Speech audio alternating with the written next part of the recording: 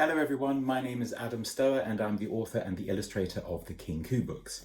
Here they are, here's King Coo book 1 and King Coo book 2, The Curse of the Mummy's Gold.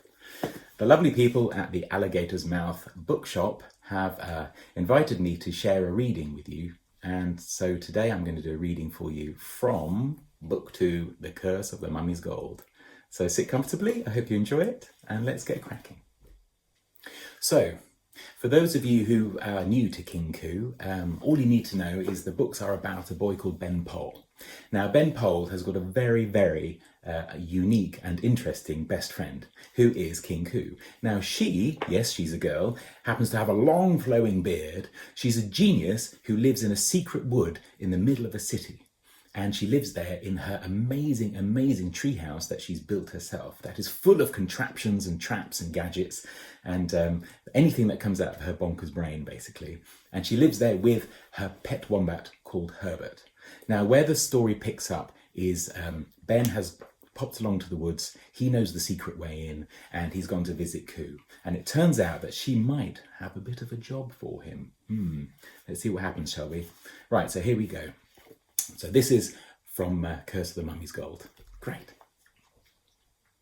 "You've turned up just in time," Coo said, grabbing Ben and sitting him on a log. She fumbled about in her bag and pulled out a pair of odd-looking boots. "Here, put these on." Okay, said Ben nervously.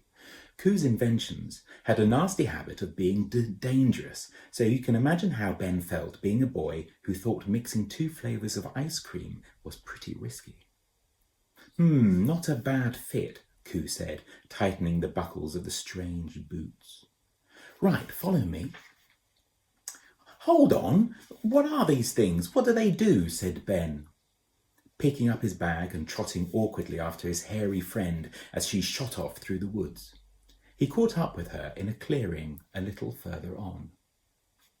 "It's no good giving me one of those looks, you fluffy lump. It's not my fault, is it?" "What's going on?" asked Ben. "Who are you shouting at?" "Oh, just that furry idiot up there. I tell you, sometimes I reckon he's got all the intelligence of a dim plum." Ben's gaze followed Coo's pointing finger into the highest branches of a tall, silver-grey tree, and there, clutching a slim branch and trembling with worry, was Herbert. "Wombats are meant to burrow in the ground, not climb trees, you daft pudding," shouted Coo. "How are you going to get him down?" asked Ben, shading his eyes against the glare of the sky. "Oh, I'm not." "Eh? You are." "What, me? No, I can't," said Ben. "All the way up there, you must be bonkers. Anyway, there's no way up. How would I even—" "Oh, you'll manage," grinned Coo, crouching down and pressing a button on Ben's boots. "Wait, what does that button—" Click. Whoosh! Ah! Ben shot straight up through the trees, leaving Coo far below. "Ah, what's happening?" Ben screamed as he came to a sudden, shuddering halt. "I don't like it, Coo. Get me down. What's going on?" "Telescopic stilts, spring-loaded," shouted Coo. "Pretty sweet, eh?" "No," wailed Ben. "Not sweet, actually. Get me down." "Grab Herb," Coo shouted. "What?" "Herbert. Grab him."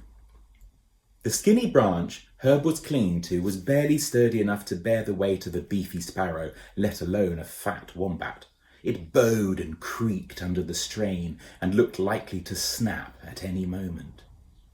Ben's clumpy boots were tricky to walk in, but with a great effort he managed to swing his legs forward and totter over to Herbert. As soon as Herb saw Ben, his rump began to wag with excitement. "Uh-oh," Ben thought, recognizing the look in Herb's eye. "Now then, Herb." "Just wait there," he said. "I'm coming for you." No, don't." Herb jumped. He landed in Ben's arms, thumping against him like a furry wrecking ball. Ben teetered on his long stilts, crashing back and forth through the treetops, desperately trying to keep his balance. He glanced down at the ground and gulped. It was a long way down. As he wobbled about, he could just see Coo far below, her hands cupped to her mouth, shouting up at him, "Sick, poor seals!" "What?" Ben was so high up he could barely hear her. "Lick more eels." "Lick more eels?" shouted Ben. "What do you mean, lick more eels? How on earth will that help?" "Click your heels!" yelled Coo as loud as she could. "Oh, heels," said Ben, finally making sense of it. He clicked his boots together, and in a flash the stilts retracted, shrinking Ben back down to ground level and dumping him and Herb on the soft, leafy forest floor. "Ha ha! Lick more eels. You're crackers, Ben," chuckled Coo as she patted Herb affectionately. "Crackers, me? Oh, you could have warned me. Oh, my head. Oh, that was horrible." "You were brilliant, Pole. I knew you could do it," Coo grinned, punching him on the shoulder. "Those stretch and fetch super boots worked a treat. I must admit I had my doubts." "You mean they weren't tested?" "I could have been killed."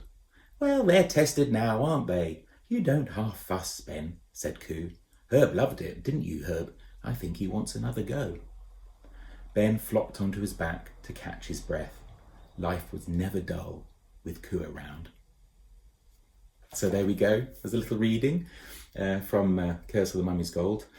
And this is even before all the robbers show up and the curse and the mummy and everything else. So there's lots to enjoy. So anyway, I hope you enjoyed the reading. Thank you for listening. And I hope you enjoy the book. Take care. Bye-bye.